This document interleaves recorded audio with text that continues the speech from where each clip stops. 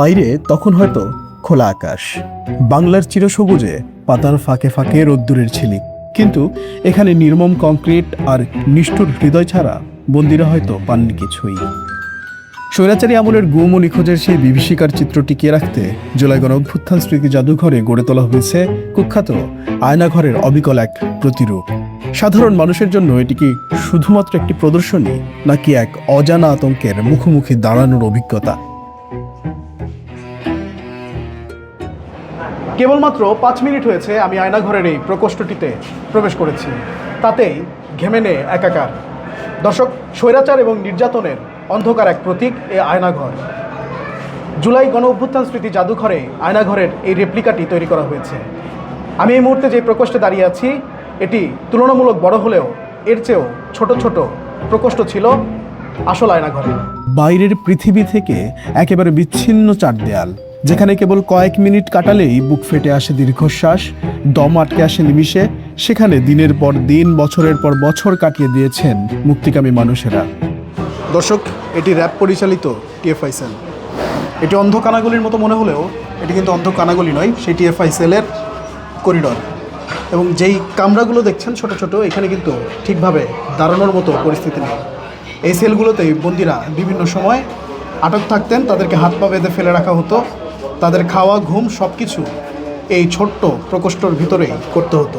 আমি এগুলো দেখেই, ডেমো রুমগুলো দেখেই আমার দম বন্ধ হয়ে যাচ্ছিল। মনে হচ্ছিল যে কিভাবে তারা এখানে ছিল। খুবই ভয়ঙ্কর অবস্থা ছিল তাদের। আমি শিওর যখন লাইট অফ করে দিত, বা যাদের এমন ভয় আছে ছোট রুম বা অন্ধকারে, তাদের জন্য খুবই ভয়ঙ্কর ছিল। তাদের ফ্যামিলি থেকে দূরে, এত দূরে এভাবে করে থাকা, এভাবে এক জায়গায় টয়লেটে যাওয়া, খাওয়া। আমার মনে হয় এই কাজ যারা করেছে তাদের মধ্যে মানবিকতা বলে আর কিছু আছে বলে আমার মনে হয় না।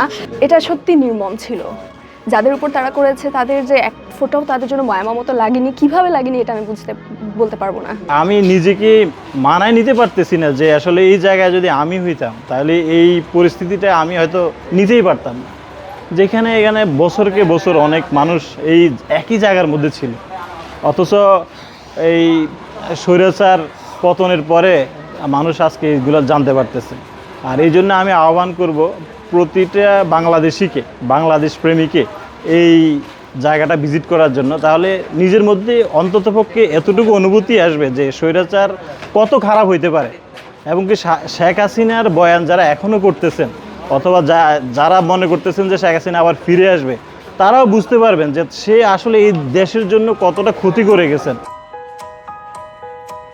নামে আয়নাঘর হলেও এখানে রূপালী কোনো আয়না নেই, আছে শুধু নিঃসঙ্গতা আর নিখুঁত শূন্যতা। সেই শূন্যতার সামনে দাঁড়িয়ে নিজের প্রতিচ্ছবিটাই যেন চোখে পড়ে। মনে প্রশ্ন জাগে, মানুষের ওপর এমন পৈশাচিকতা কি করে সম্ভব? ফ্যাসিবাদী শাসনের এই জীবন্ত দলিল আমাদের এক নির্মম আয়নার সামনে দাঁড় করিয়ে দেয়। অন্ধকার এই কংক্রিটের খাঁচা ভেদ করে অসংখ্য মানুষ আর মুক্ত আলোর নিচে পা রাখতে পারেননি। তবে যারা ফিরেছেন, হয়তো এখনো তাদের স্মৃতিতে সজীব হয়ে আছে সে গুমট কংক্রিটের খাঁচায় কাটানো প্রতিটি মুহূর্ত।